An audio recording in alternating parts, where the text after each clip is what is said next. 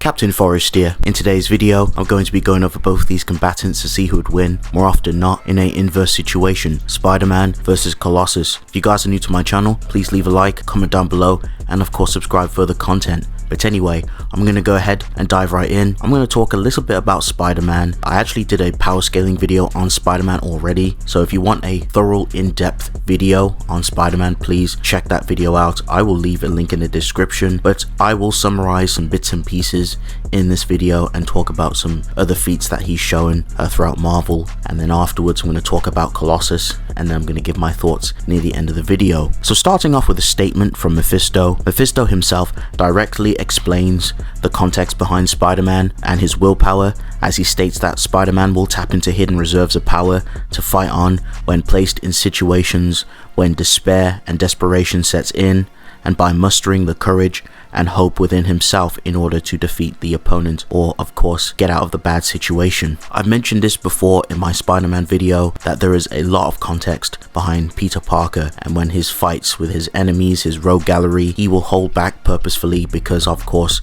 he doesn't want to kill his opponents in that situation. He's trying to follow his moral code. There is an example of this. In fact, this happened in one of Spider-Man's comics, where Spider-Man was literally holding back to the point where he will even forfeit a battle and let an opponent win, like it happened with one of his fights with one of his opponents. So that's another example of Spider-Man. He's kind of like suppressed himself like Thor in a sense, and like Superman. So that's like another indication of Peter Parker when he suppressed himself to those levels. Now Doc Ock, while inside Peter Parker's body, understands firsthand as to why Spider-Man holds back in combat and how easy it is to simply one-shot his enemies when he stops pulling his punches. Another reason why sometimes Spider-Man struggles with street tears from time to time, as mentioned before, is literally due to his subconscious. He will subconsciously hold back, apply Superman syndrome, because he doesn't want to kill his opponents outright. Again, it all comes down to the context and who he's fighting. It's always about that moral control. Now of course,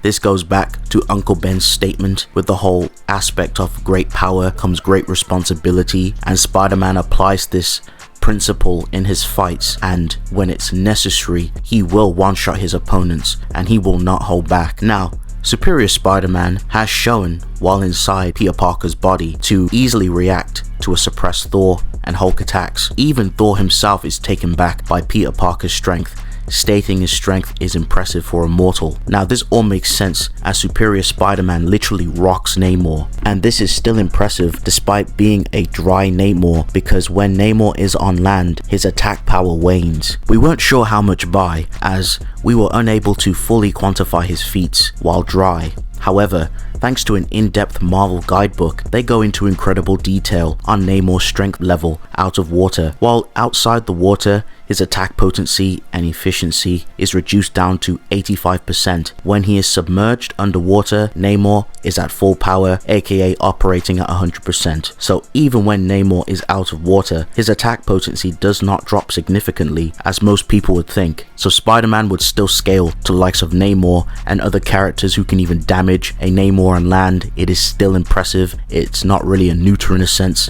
so it still keeps them in that ballpark. Now this very same Namor has shown insane feats of his own. Namor was able to defeat a non-suppressed Amadeus Cho, and this very same Amadeus Cho was able to body slam unworthy Thor in combat. Namor, while underwater, overpowers Thor and literally no-sells a punch from Captain Marvel and proceeds to headbutt Carol and make her bleed. Oh, and guess who else has made Captain Marvel bleed?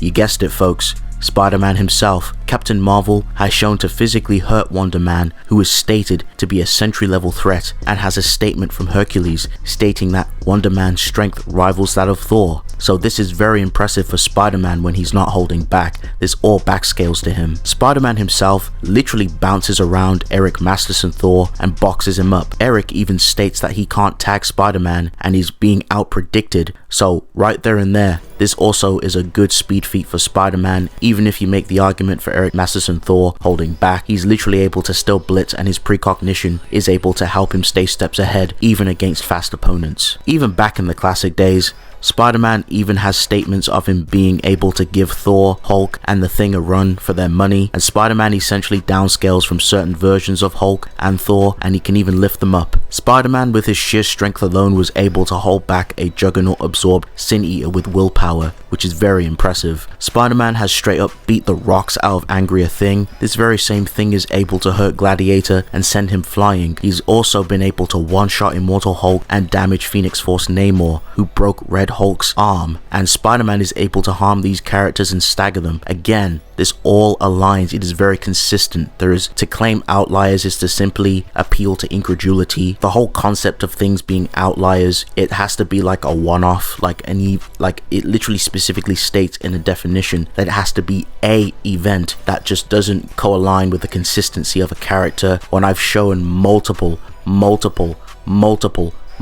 feats of Spider-Man replicating these cosmic level feats, this is undeniable. Now, it's pretty safe to say that a non-suppressed Spider-Man would easily scale to the cosmic levels of AP and speed. So right there and there, he would easily scale anywhere from like Uni Plus, low multi, multiversal plus, high hyperversal plus. Even you can even reach the creation level tiers, even like Altiversal. It's there. The arguments are on paper and they're being shown in practice, so you can get Spider-Man very crazy high with AP. That's why it's just so insane. Another feat I want to also address and talk about, just to clarify this video, because I'm not going to go into too much detail for Spider-Man as I've already done in my power scaling video. Please check that out. Spider-Man has a direct feat where he was able to take an infinite cosmic blast, which was stated that the energy could mean the end of the universe, and he took this all in base. Bro, Spider-Man is so powerful, and depending on how you interpret the Marvel cosmology and how you interpret universes in Marvel, that could range from anywhere from like universal plus, low multiversal, multiversal plus, high hyperversal plus. I've gone into detail about how the universes work in Marvel and how these universes aren't just ordinary universes. Most of them aren't. So even there, like, Spider-Man is doing this in base, so it's very consistent. So that's going to pretty much wrap up Spider-Man. I've pretty much talked about everything in one go. There's more things to talk about, but like I said before, please check out my power scaling video. I go into real detail about Spider-Man, but I figured I'd just kind of give everyone a summary because that video was doing a lot of numbers. Now I'm going to go ahead and move over and talk about Colossus, see what he brings to the table. Now, let's talk about Colossus's feats and some of the things he's done over the years. So, some feats for Colossus that comes to mind was his encounters with Hulk. We've seen Colossus physically hurt a suppressed Savage Hulk, and in World War Hulk, during the storyline, Colossus and the X-Men do battle with Green Scar Hulk. Colossus is able to physically hurt this suppressed Green Scar Hulk, and we are aware of the fact that Green Scar Hulk pretty much defeated Colossus in their encounter. However, thanks to a statement from Green Scar Hulk, he establishes that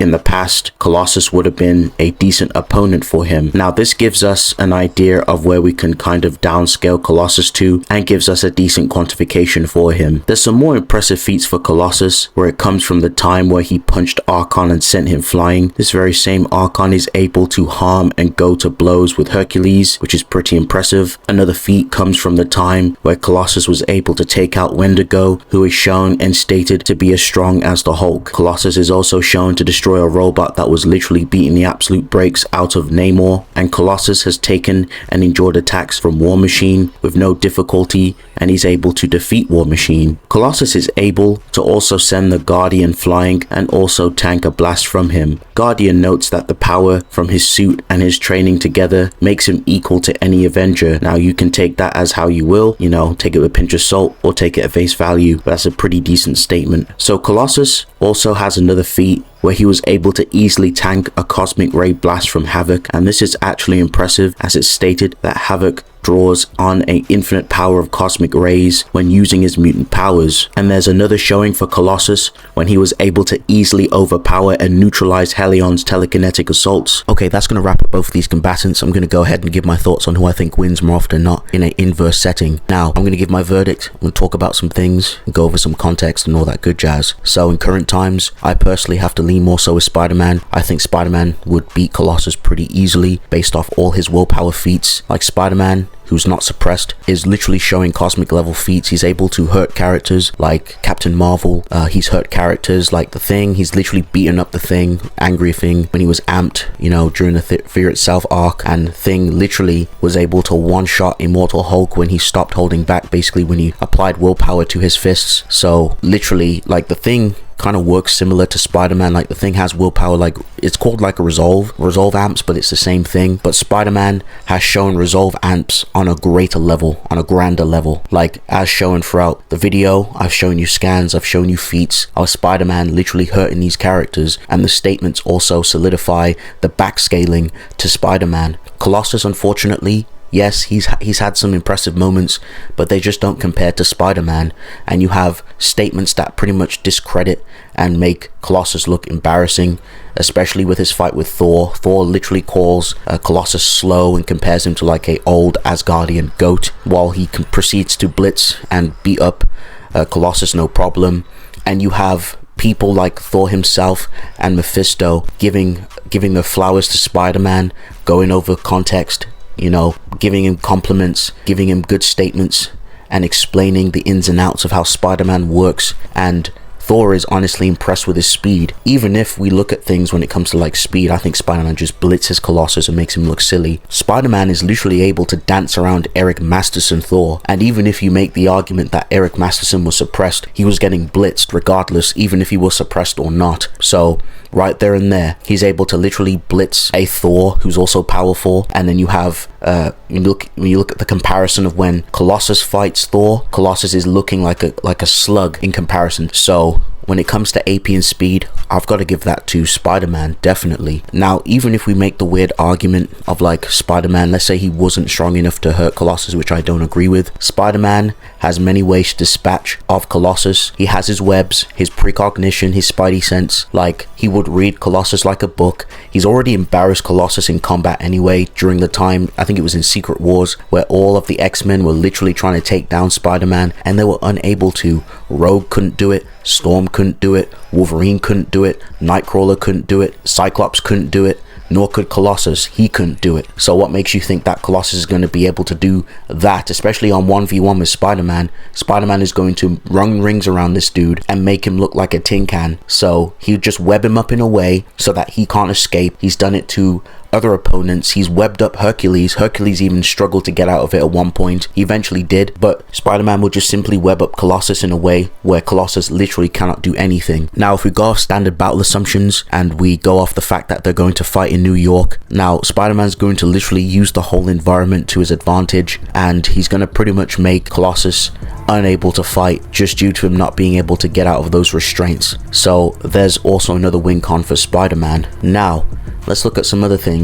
Oh, what about the time where Colossus punched Spider-Man in his face and made him bleed? Yeah, a Colossus that was amped by the Phoenix Force. We're not talking about amps, we're talking about characters who can duke it out with their own raw strength without any assistance from like the Phoenix Force. No amps, no Juggernaut amps, nothing like that. We're seeing how they can duke it out in a one-on-one situation, and Colossus does not have the luxury of the Phoenix Force.